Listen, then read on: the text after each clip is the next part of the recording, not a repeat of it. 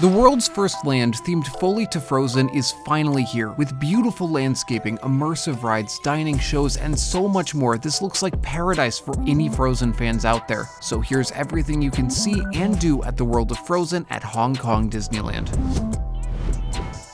The land was announced back in 2016, with the original opening date being set to sometime in 2020. Due to COVID, this was pushed back, with the land finally opening on November 20th, 2023.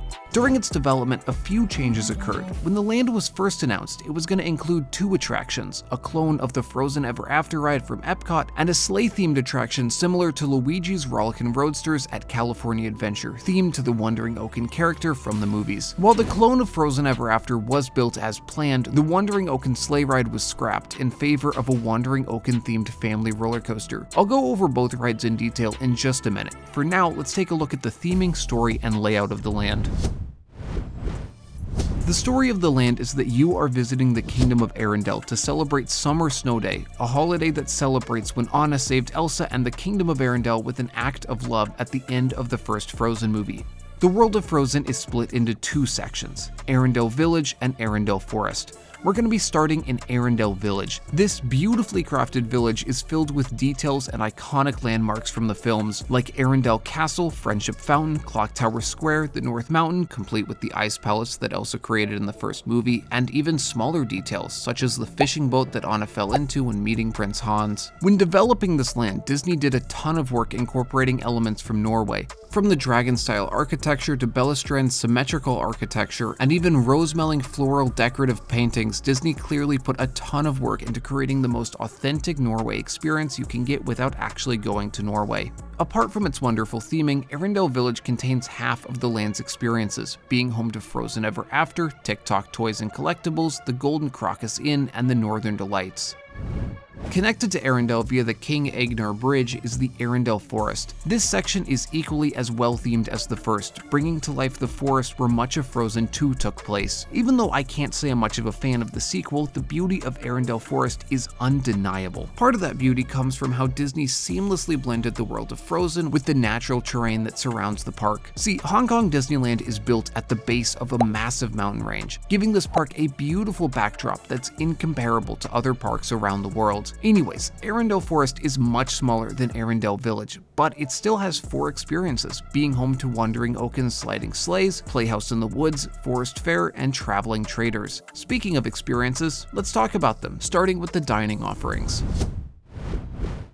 There are 3 places to get food in the world of Frozen. The first is Forest Fair. Located in the Arendelle Forest, this is a small snack stand. It offers a mix of Frozen-themed takes on the standard Disney snack offerings and unique items, selling snowflake churros, Forest Valley tea cookies, sausages platters, Forest Friends stains served with mango-flavored shaved ice, and Forest Fair Gourmet Box, which contains crab stick and corn salad, chicken bun with cheese tomato sauce, and crepe with blueberry and coconut cheese cream. If you're in the mood for a dessert, then you should go to Northern Delights, a shop in Arendelle Village which sells a ton of Frozen-themed dessert offerings, like the Olaf Muffin, a blueberry muffin that looks like Olaf, North Mountain Almond Tart, Olaf Celebration Cupcake, Northern Delights Chocolate Box, Candy Apple Snowball, and so much more. Finally, if you're in the mood for a full meal, you'll want to check out the Golden Crocus Inn, a quick-service restaurant in Arendelle Village which serves food like the Innkeeper's Special Braised Lamb Shank, Forest Mushroom Pasta, Village Chicken Roll stuffed with ham and cheese, and even the Celebration Chocolate Fondue dessert. All of this food looks amazing. I absolutely love what they did with the Frozen-themed foods at Northern Delights.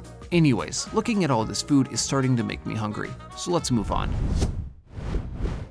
The land wouldn't feel complete without a few ways to meet your favorite characters from the Frozen movies. Thankfully, the world of Frozen offers 2 ways of doing that. One is the Playhouse in the Woods show. Located in Arendelle Forest, Playhouse in the Woods is a, in Disney's words, first of its kind, unique and engaging theatrical experience which features Anna, Elsa, and Olaf bringing the movies to life through singing, projection-mapped content, special effects, and sensory elements. While this show looks to be based off the second movie, which as previously mentioned I'm not a huge fan of, it still looks pretty interesting, and I'm sure if you have kids that are obsessed with Frozen, they would love every minute of it. The other way of meeting characters are character encounters. These are characters that roam through the land, interacting with guests, taking pictures, that kind of stuff. It is important to note that there is currently, to the best of my knowledge, no dedicated meet and greet / photo op location, so if you want to take a photo with the characters, you'll need to stop them while they're roaming the land.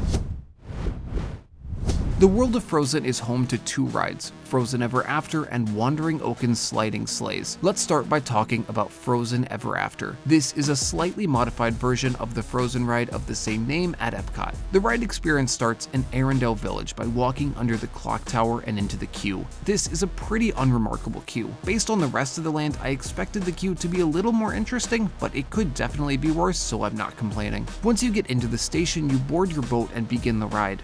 The ride starts in a beautiful snowy environment where Olaf informs us that we're going to Elsa's Ice Palace. On our way to the Ice Palace, we float past some trolls who reminds us of the ending of the first Frozen movie. From there, we rise up to Elsa's Ice Palace. Once we get into the Ice Palace, we see Olaf ice skating. Then we come across Anna and Kristoff singing a slightly modified version of For the First Time in Forever. Then the doors swing open and you see Elsa, who sings Let It Go as you rotate backwards and take a tiny drop. Once you've exited the Ice Palace, you come across Marshmallow and a ton of snow geese, which are those tiny snowmen.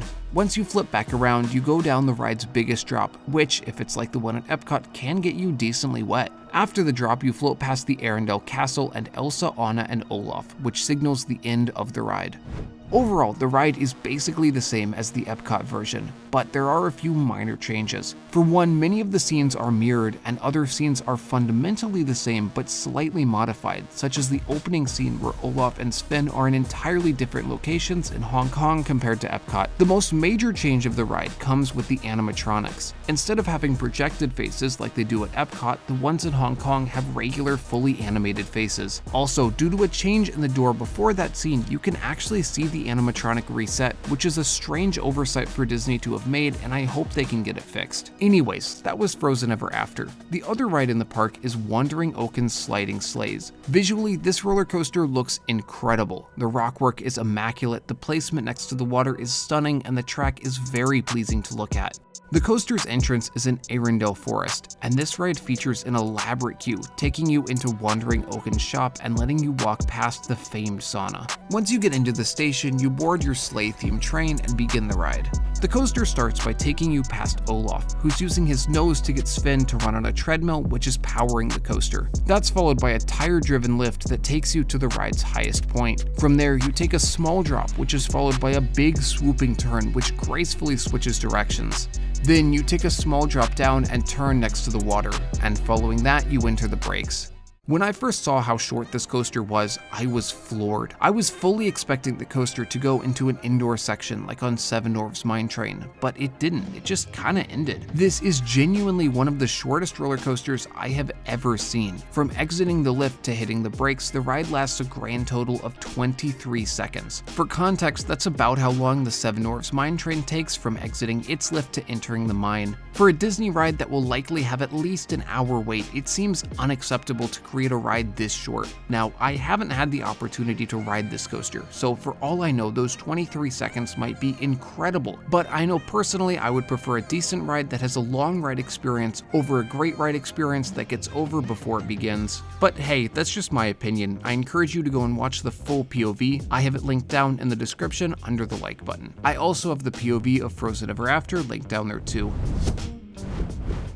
Before I end the video off, I want to tell you about the future of Frozen lands at Disney parks and show you some of the exclusive merch for sale. Starting with the merch, they offer sweaters, hair accessories, shoulder pals, which are plushies that ride on your shoulders, a ton of Olaf stuff, and even a full-scale selection of home goods, all exclusive to the world of Frozen at Hong Kong Disneyland. Moving on to the future for Frozen lands, within the next year, a Frozen land is scheduled to open at Disney Tokyo Sea, and then much later down the line, another one will be opening at Walt Disney Studios Park at Disneyland Paris. Both of these lands will be smaller than the one at Hong Kong Disneyland. Anyways, if you enjoyed this video, then you'll probably also enjoy this video about the Universal Dark Ride where a dinosaur chases you.